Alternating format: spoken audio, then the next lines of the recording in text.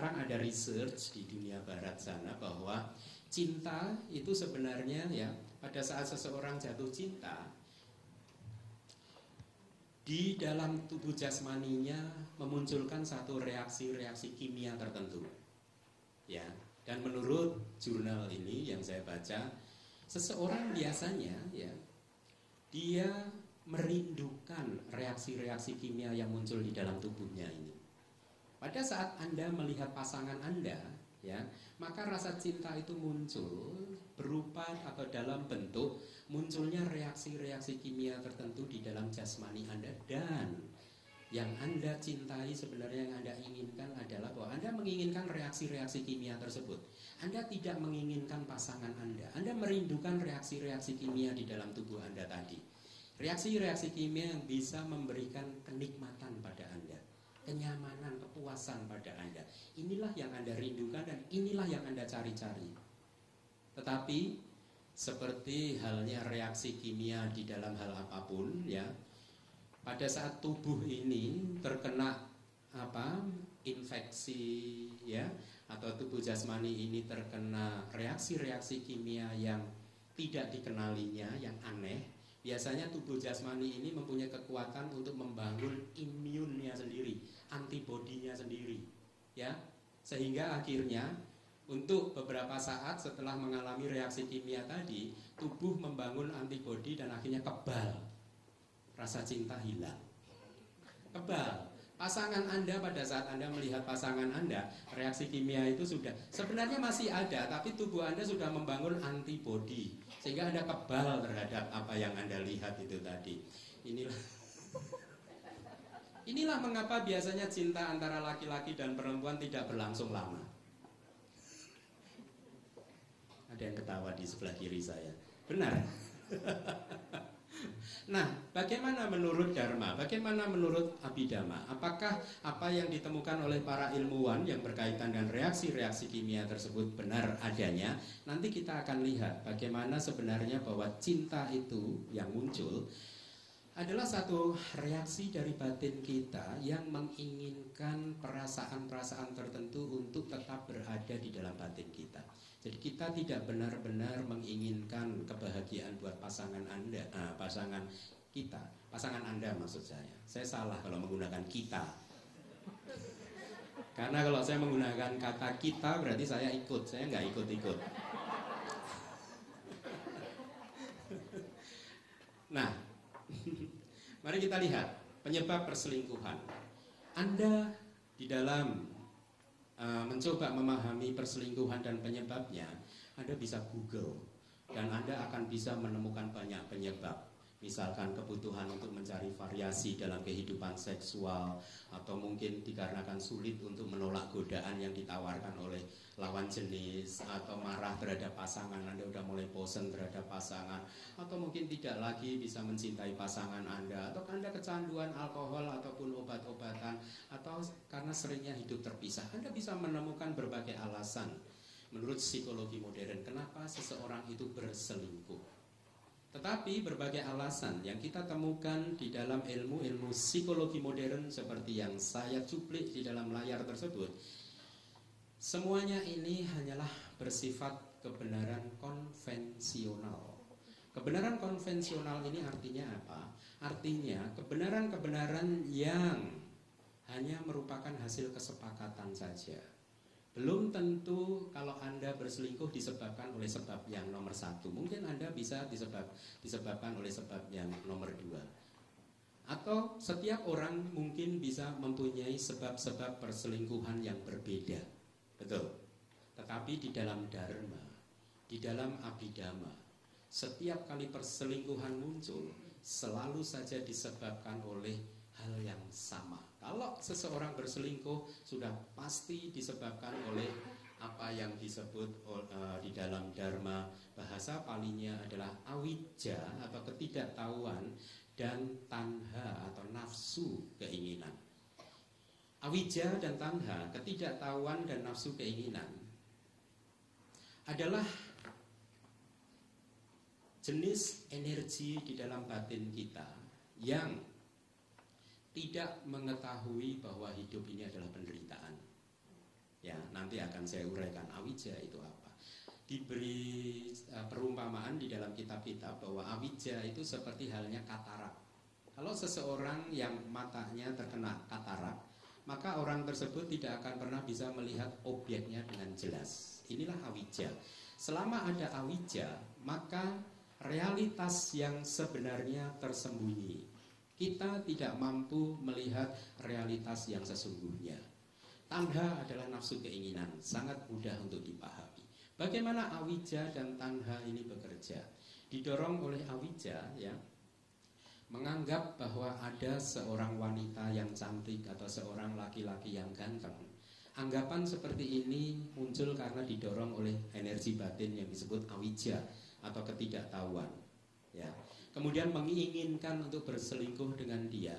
Ini adalah manifestasi dari energi batin yang disebut tanha atau nafsu keinginan. Nah, mari kita lihat definisinya.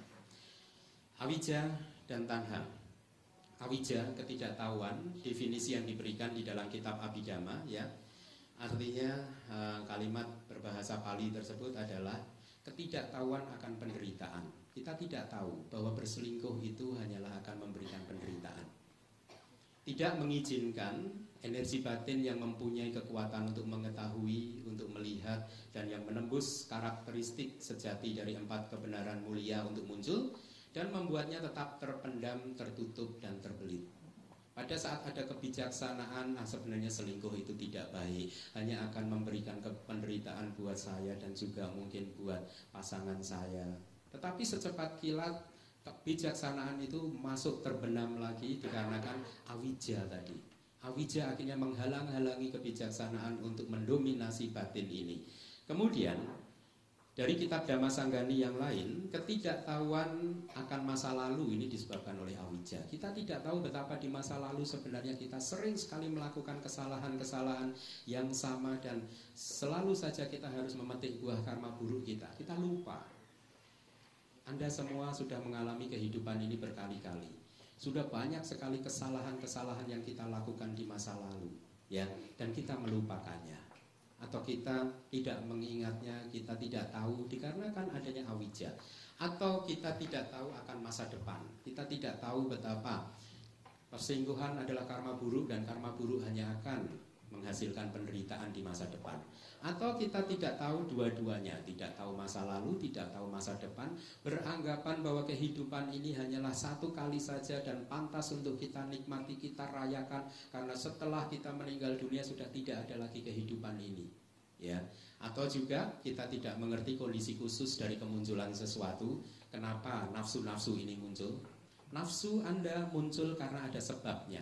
Ketidaktahuan akan sebab yang menyebabkan nafsu itu muncul, inilah yang disebut di bagian ini. Ketidaktahuan akan kondisi khusus, dan juga ketidaktahuan akan keadaan yang muncul dikarenakan oleh kondisi.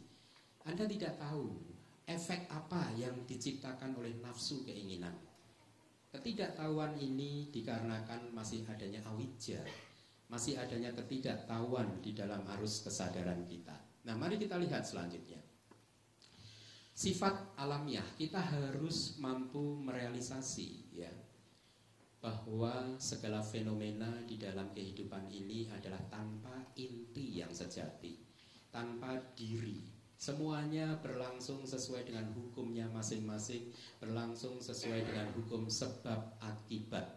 Sifat alamiah dari anatta, anatta itu adalah tanpa diri, tanpa inti. Segala sesuatu di alam semesta ini, baik jasmani maupun batin Anda, itu bekerja atau muncul dan lenyap sesuai dengan hukumnya sendiri-sendiri, tanpa Anda mampu untuk mengontrolnya. Inilah anatta.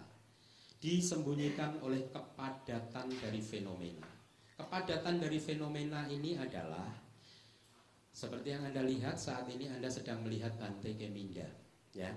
Selama Anda tidak mampu mengurai kepadatan jasmani dan batin saya, maka persepsi Anda akan terus mengelabui kesadaran Anda dengan menganggap bahwa Bante Keminda itu adalah figur yang eksis, yang nyata, ya.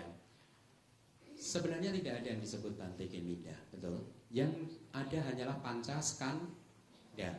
Pancaskandalah yang nyata. Bante Keminda itu hanyalah bayangan saja, hanyalah khayalan kita saja, ilusi kita. Tidak ada yang disebut Bante Keminda. Kita semua ya hanyalah terdiri dari Pancaskanda. Inilah yang nyata. Ya. Nah, sifat anatta dari kita itu disembunyikan oleh kepadatan. Selama Anda masih belum mampu mengurai kepadatan fenomena ini, belum mampu Anda hancurkan sampai unsur-unsurnya yang terkecil, maka selama itu pula lah Anda masih meyakini adanya inti yang sejati, masih meyakini adanya aku. Dan pada saat ada aku, maka akan ada milikku. Inilah awal dari penderitaan. Karena pada saat ada aku, maka ada yang namanya istriku, suamiku, anakku. Kemelekatan-kemelekatan inilah yang selingkuhanku, yang akan memunculkan penderitaan. Bukan aku ya, bukan saya ya. Salah lagi saya. Konsekuensinya, pada saat Anda memahami ada inti yang sejati di dalam arus kesadaran Anda, ada aku di dalam kesadaran atau dalam jasmani dan batin Anda, maka akan memunculkan apa yang disebut perilaku batin yang menganggap atau properti atau kepunyaan si aku itu tadi. Sehingga pada saat perilaku batin yang seperti ini muncul, maka si aku ini tadi akan mengeluarkan segala usaha untuk mengamankan akunya ini tadi. Perselingkuhan muncul karena Anda merasa terancam. Anda merasa bahwa kebahagiaan sudah tidak muncul lagi. Reaksi-reaksi kimia yang muncul pada masa Anda berpacaran sudah tidak muncul lagi. Dan persepsi Anda dikelabui lagi bahwa kalau reaksi kimia ini tidak muncul, maka kehidupan saya tidak akan bahagia. Ini adalah sebenarnya pengelabuan dari persepsi kita. Nanti kita akan bahas. Nah, kita harus mampu mengurai atau memecah kepadatan fenomena dari segala sesuatu, supaya persepsi kita, pemahaman kita tentang adanya aku ini lenyap, hancur. Seperti yang tadi Anda bisa baca, sifat alamiah dari ketanpaakuan disembunyikan oleh kepadatan fenomena. Oleh karena itu, supaya anatta tanpa aku ini Anda bisa realisasi, Anda harus menghancurkan fenomena ini sampai ke unsur-unsurnya yang terkecil. Pada gambar yang pertama ini, binatang ini disebut apa? Sapi. Kalau binatang tersebut dipotong-potong sampai ke bagian-bagian terkecilnya dan Anda kemudian dijajakan di pasar, hari Minggu pagi yang cerah Anda pergi ke pasar, Anda ingin membeli potongan sapi tadi, Bu, saya ingin beli sapinya 2 kilo, begitu? Kenapa berubah? Tadi katanya sapi. Loh, yang gambar satu tadi sapi atau daging? Nah, ini sapinya dipotong-potong nih, ya. Semua dipotong-potong. Sampai nggak ada yang tersisa, dikumpulkan semua, dijual di supermarket. Kalau Anda mau beli 2 kilo, Anda beli sapi 2 kilo. Sapinya mana? Sapinya mana? Tadi katanya ada sapi. Anda lihat, persepsi Anda tentang seekor binatang yang disebut sapi mendadak hancur, mendadak lenyap pada saat Anda mampu menghancurkan kepadatan sapi tersebut. Betul. Persepsi Anda tentang adanya diri yang sejati, aku akan lenyap kalau Anda mampu menghancurkan jasmani dan batin ini sampai ke unsur-unsurnya yang terkecil. Kalau Anda mampu menghancurkan semua fenomena sampai ke unsur-unsurnya yang terkecil, disitulah ada kebahagiaan sejati. Disitulah terhindar perselingkuhan. Kita bisa berfilosofi bahwa perselingkuhan disebabkan oleh 1, 2, 3, 4, 5 atau berapapun penyebab. Tetapi menurut Dharma, perselingkuhan dimunculkan karena adanya awija dan tanha. Perselingkuhan dimunculkan karena kegagalan kita mengurai kepadatan fenomena. Sehingga akhirnya kita larut di dalam fenomena tersebut. Kita hanyut di dalam kehidupan ini. Ya, mari kita urai kepadatan fenomena tersebut. Sebelumnya saya ingin sampaikan kepada Anda bahwa jasmani dan batin kita ini bukanlah satu wujud yang solid. Jasmani dan batin kita ini setiap detik Dia muncul dan lenyap bermiliar-miliar kali. Muncul, lenyap, miliaran kali. Ya. Tidak ada inti yang sejati. Tidak ada aku yang berdiam di dalam tubuh jasmani ini. Tidak ada aku yang berdiam di dalam arus batin kita. Semuanya hanya muncul dan lenyap karena sebab dan kondisi-kondisi tertentu. Anda bayangkan perumpamaan korek api ini, ya. Pada saat batang korek api tersebut bersinggungan dengan kotak korek api, maka akan memunculkan api, betul? Kemunculan api ini diibaratkan sebagai kemunculan dari kesadaran. Kesadaran Anda akan muncul pada saat Anda, indera-indera Anda bersinggungan dengan objek-objeknya. Kita semua mengalami kehidupan ini melalui panca indera kita dan juga melalui batin kita. Melalui mata, telinga, hidung, lidah, kulit, sentuhan, dan juga batin. Ini adalah kehidupan. Kehidupan tidak lain dan tidak bukan adalah apa yang Anda lihat, apa yang Anda dengar, apa yang Anda cium dengan hidung Anda, aroma-aroma tertentu, apa yang Anda rasakan dengan lidah Anda, dan apa yang Anda sentuh dengan kulit-kulit Anda, serta apa yang Anda pikirkan, itu saja. Anda harus mampu mengurainya. Kesadaran mata berbeda dengan kesadaran telinga. Melihat berbeda dengan mendengar. Mendengar berbeda dengan mencium aroma dan lain sebagainya. Kita harus mengurainya seperti itu. Nah, pada saat terjadi kontak antara mata Anda dengan objek dari mata Anda, atau kontak antara telinga Anda dan juga suara, atau kontak antara kulit Anda dengan pasangan selingkuhan Anda, maka akan memunculkan, akibatnya adalah perasaan yang muncul. Kalau Anda tidak mampu membebaskan diri dari perasaan yang muncul, maka roda kehidupan akan terus berlari menuju ke arah nafsu. Anda akan mengembangkan nafsu-nafsu yang menginginkan perasaan tersebut supaya tetap ada. Pada saat nafsu ini sudah ada, maka sudah tidak tertahankan lagi, roda kehidupan akan berputar. Kekuatan nafsu ini akan mempunyai potensi untuk memunculkan kelahiran dan kematian. Ini adalah proses kehidupan. Selama nafsu itu sudah tidak terbendung lagi, pada saat batin bereaksi terhadap perasaan yang muncul, pada saat perasaan yang timbul akhirnya memunculkan nafsu, pada saat nafsu tersebut muncul, maka roda kehidupan akan berputar. Tujuan kita keluar dari lingkaran tumimbal lahir hanyalah akan berupa mimpi saja. Kelahiran dan kematian. Di antara satu kelahiran dan satu kematian, maka akan banyak sekali penderitaan yang menyertainya. Penderitaan-penderitaan yang sudah kita alami bersama sejak kelahiran kita di kehidupan kita kali ini. Nah, ini adalah kemunculan dari kesadaran. Jadi kesadaran Anda saat ini sebenarnya muncul lenyap, muncul lenyap, muncul lenyap, seperti halnya kemunculan api di dalam contoh korek api yang saya berikan ini. Mari kita lihat, kita urai lagi kepadatan. Apa sih sebenarnya yang menjadi penyebab dari perselingkuhan itu? Seperti yang tadi saya katakan, perselingkuhan muncul karena kegagalan kita mengurai fenomena, dan juga muncul karena kita gagal untuk bereaksi secara positif terhadap perasaan yang muncul. Sehingga perasaan yang muncul menimbulkan nafsu.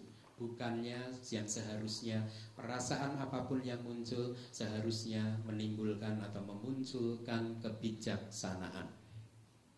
Awija dan Tanha ini saya cuplikan dari kitab Dhamma Sangganiyata Kata, dari kitab komentar dari kitab Abhidhamma Pitaka yang pertama, ya. Tanha atau nafsu keinginan, Anda sering sekali overlook, Anda sering sekali memandang sebelah mata akan apa yang disebut nafsu keinginan. Anda pikir bahwa nafsu keinginan itu adalah ya nafsu ya begitu saja. Tetapi sebenarnya kalau Anda mampu memecah-mecah nafsu tersebut, maka nafsu pun muncul atau bisa muncul dari berbagai sebab. Yang pertama adalah 6 jenis nafsu keinginan, yakni nafsu keinginan Anda terhadap objek mata Anda. Pada saat Anda melihat wanita atau laki-laki lain, maka nafsu keinginan Anda muncul melalui indera mata Anda. Nafsu yang muncul melalui indera mata berbeda dengan nafsu yang muncul melalui telinga Anda. Mungkin Anda mendengar suara seorang wanita atau seorang laki-laki, di mana suara tersebut mengingatkan Anda, entah itu di kehidupan saat ini atau kehidupan masa lampau, mengingatkan akan seseorang yang Anda cintai, sehingga hanya mendengarkan suara dia saja, maka Anda pun jatuh cinta. Dan Anda pun akhirnya melakukan perselingkuhan, melupakan pasangan resmi Anda. Ya, ini adalah nafsu yang lain lagi. Nafsu yang muncul melalui mata dan nafsu yang muncul melalui telinga adalah dua hal yang berbeda. Saya pernah dulu waktu masih kuliah itu, salah seorang teman kuliah saya pernah jatuh cinta pada seorang mahasiswi dari fakultas lain. Ya, saya dulu di teknik sipil, mahasiswi yang teman saya jatuh cinta ini di fakultas ekonomi. Ya, dia tidak saling mengenal dan dia juga tidak berani untuk mengajak bicara setiap kali bertemu di kampus gitu. Dia tidak berani. Jadi selamanya dia hanya mengagumi saja dari jarak jauh. Setiap kali wanita tersebut muncul, maka nafsu melalui indera matanya timbul. Dia jatuh cinta karena dia melihat wanita tersebut cantik, ya, melalui mata. Pada suatu hari karena kejadian atau proses jatuh cintanya dia ini ternyata memberikan penderitaan, dia hanya menahan diri, tidak mau mengajak bicara, tidak berani. Suatu hari dia mengajak saya untuk main ke rumah dia. Ya, pertama kalinya dia berjumpa dan bercakap-cakap dengan wanita tersebut, gadis yang dia cintai adalah di rumah tempat tinggal si gadis tersebut. Apa yang terjadi? Pada saat kita sampai di rumah gadis tersebut, ya, tiba-tiba untuk pertama kalinya teman saya ini mendengar suara gadis tersebut. Ya, pada saat dia bertanya pada teman saya ini, kelihatannya gadis tersebut juga sudah tahu kalau teman saya ini jatuh cinta pada dia, dan kelihatannya dia juga ada rasa terhadap teman saya. Dan dia pun akhirnya tanya kepada teman saya. Dia tanya, kamu angkatan berapa? Gitu.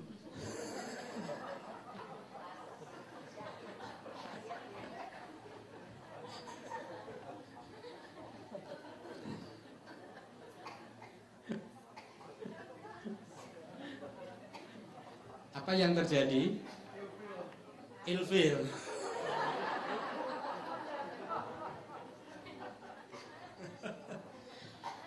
Rasa cinta yang muncul berbulan-bulan membuat dia tidak bisa tidur, tidak enak makan, ya, tiba-tiba lenyap hanya gara-gara telinga dia mendengar sesuatu yang tidak mengenakan. Apa yang terjadi benar-benar terjadi. Sepulang dari tempat akhirnya dia memutuskan tidak lama-lama lagi berkunjung ke tempat dia. Setelah itu pulang dan dia mengatakan, saya finish. Nggak jadi. Ya. Saya waktu itu sempat berpikir, ini aneh ini. Apa salahnya dengan suara besar seperti itu? Anak itu anak yang baik, kuliah juga prestasinya bagus, ya. Anda lihat, nafsu yang muncul melalui mata dan nafsu yang muncul melalui telinga adalah dua hal yang berbeda. Anda harus mampu menghancurkan keutuhan dari segala fenomena ini. Betul tidak? Nanti ada lagi nafsu yang muncul melalui hidung. Ini juga terjadi. Ya, terjadi. Udah jatuh cinta, udah ketemu laki-laki ganteng, ya, ideal, ya. Begitu naik satu mobil bau badannya nggak enak. Dan selesai, cerita selesai, game over. Anda lihat, apa salahnya dengan bau badan?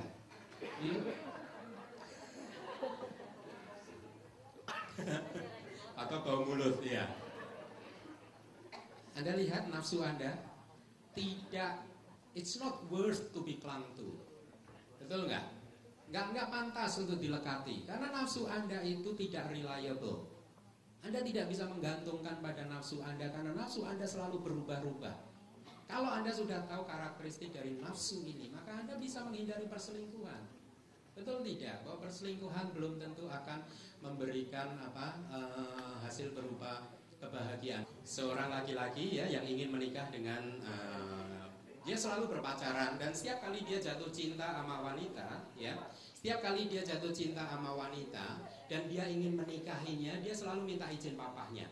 Pak, saya jatuh cinta dengan si A ini, boleh nggak saya menikah? Dan papahnya selalu menjawab, kalau bisa cari cewek lain deh. Emang kenapa, Pak? Karena ini maaf ya, jangan ngomong mama ya, gitu. Jangan ngomong mama, demi keutuhan keluarga kita. Ini rahasia kita berdua. Sebenarnya pacar kamu itu adalah saudara tiri kamu. Waduh, betul lagi. Ya udah, karena saudara tiri kan papanya selingkuh ya, nggak jadi dinikah. Dia pacaran lagi, berkali-kali, setiap kali dia mau menikah dibawa ke papahnya, selalu saja papahnya menjawab, jangan dengan dia lah, dia saudara tiri kamu juga gitu. Wah, akhirnya putus asa kan si perjaka ini kan, ngadu sama mamahnya, mah ini gimana dong ini, kalau hidup begini setiap kali saya jatuh cinta sama cewek selalu saja papa bilang kalau ini adalah sebenarnya anaknya papa juga, dan ini nggak bagus untuk dijadikan istri sama saya. Kalau begini caranya ya saya nggak bisa nikah dong mah gitu. Mamahnya menjawab, tenang aja nak, nikahlah dengan salah satu dari mereka, karena sebenarnya kamu pun juga bukan anaknya papa kamu.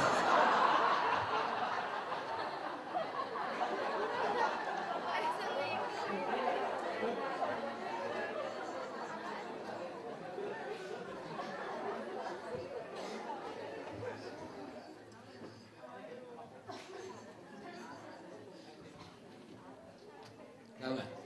Itu mendekat. Tahu cerita-cerita tentang seperti ini, ya, makanya saya memilih jadi biku aja. Aman, aman. Mari kita urai lagi kepadatan fenomena. Nafsu keinginan Anda juga bisa muncul karena cita rasa lidah Anda. Saya tidak tahu bagaimana perselingkuhan muncul disebabkan oleh lidah, Anda sendiri yang tahu. Perselingkuhan juga bisa muncul karena nafsu keinginan Anda terhadap sentuhan. Anda disentuh-sentuh oleh pasangan selingkuhan Anda dan Anda merindukannya terus-menerus. Poin dari yang saya sampaikan adalah Anda harus mampu menghancurkan kepadatan fenomena supaya Anda tahu kenyataan yang sebagaimana adanya. Ya, supaya apa? Supaya aku hancur. Pada saat aku hancur, nafsu keinginan hancur. Karena Anda akan menjadi lebih sabar lagi, mampu menunggu nafsu keinginan ini tuh lenyap dulu, dan akhirnya Anda tidak hanyut oleh nafsu-nafsu Anda tersebut. Karena Anda tahu, apapun di dalam kehidupan ini hanya muncul, bertahan sesaat dan hancur, lenyap dengan sendirinya. Orang yang selingkuh adalah orang yang hanyut oleh nafsunya, karena mereka beranggapan nafsu ini adalah forever, selamanya. Dia tidak melihat bahwa nafsu ini sebenarnya hanyalah muncul dan lenyap. Nah, nafsu keinginan juga bisa muncul dari objek batin Anda. Anda berfantasi, Anda berkhayal, ayo kalau menikah dengan dia pasti saya lebih bahagia daripada dengan istri saya yang ini, atau dengan suami saya yang ini. Fantasi Anda, khayalan-khayalan Anda, ya, memunculkan nafsu. Wih, dia artis loh. Atau wih, dia six pack loh. Oh, ini pasti jos gitu.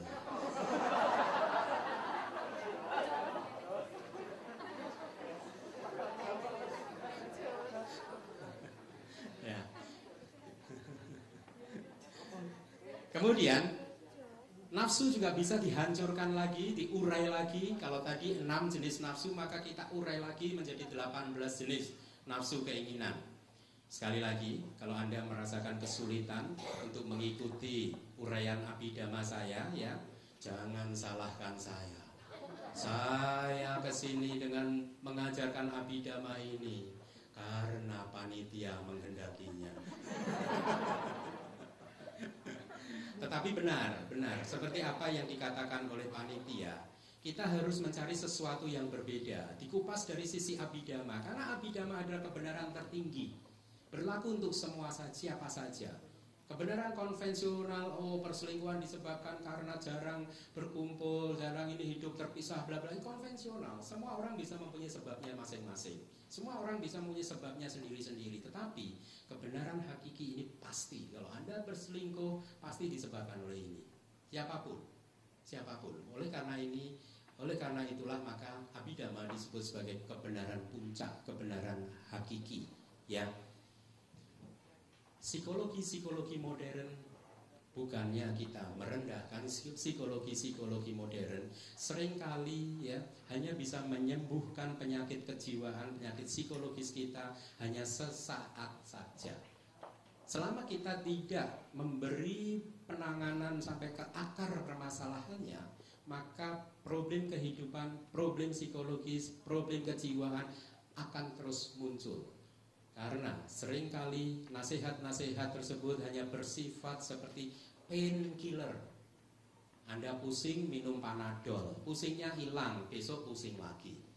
Betul? Pusingnya nggak pernah hilang, hanya sesaat saja, painkiller, membunuh rasa sakit saja. Tetapi Abhidhamma adalah ajaran tentang kebenaran puncak. Pada saat Anda mampu memahaminya, Anda mampu memecah fenomena-fenomena ini, lihatlah apa yang terjadi di dalam kehidupan Anda. Anda mulai menjadi lebih terkendali. Anda mulai menjadi bisa menerima kehidupan ini apa adanya.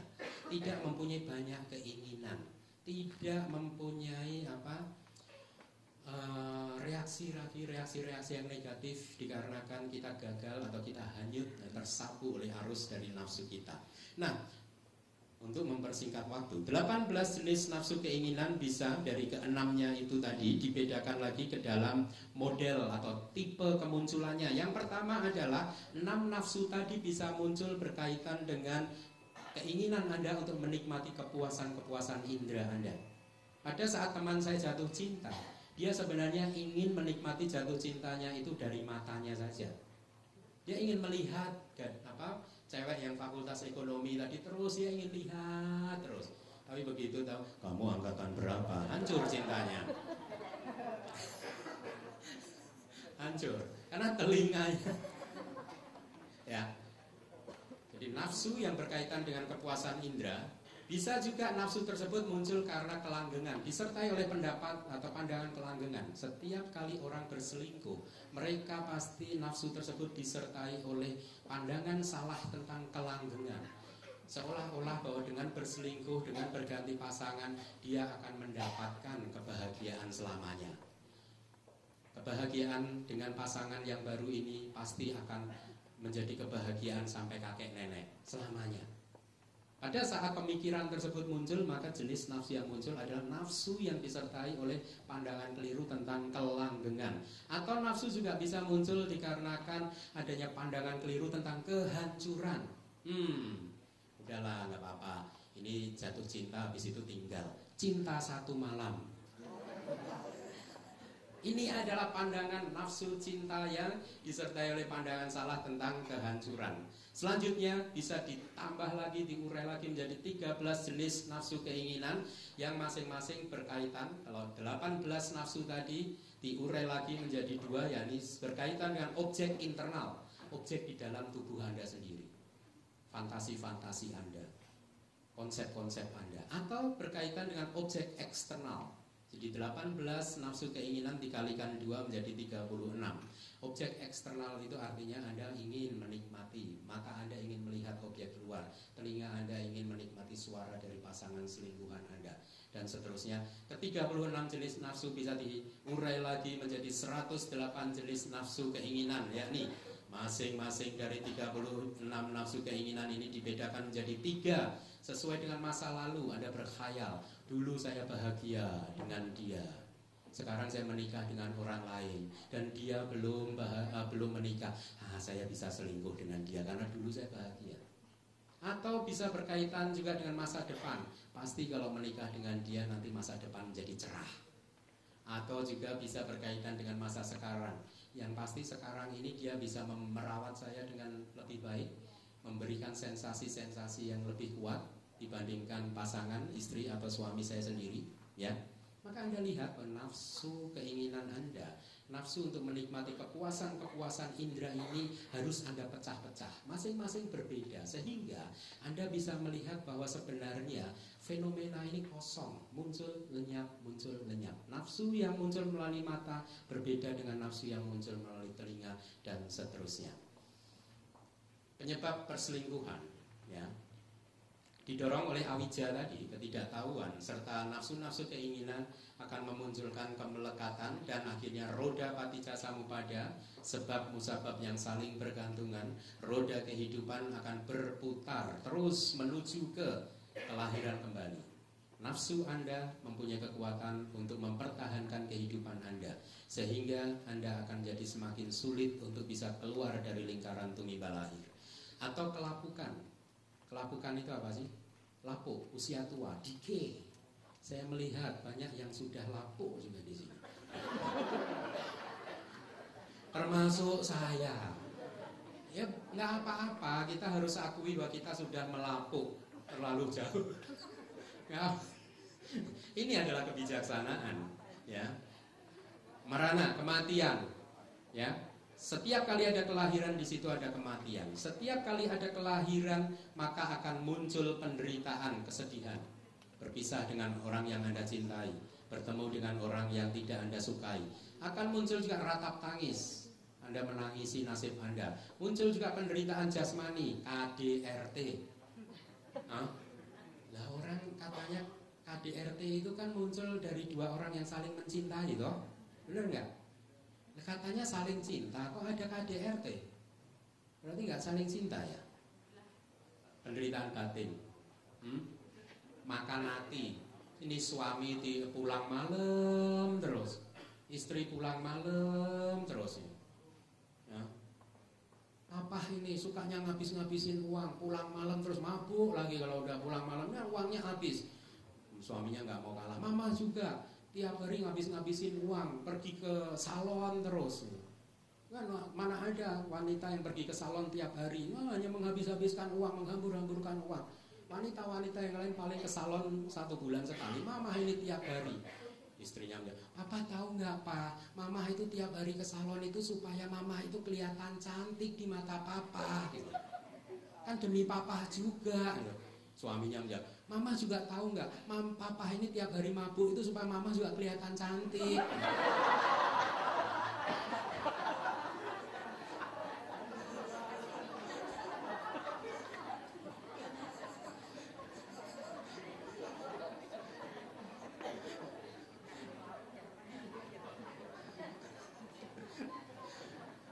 Mari kita go through.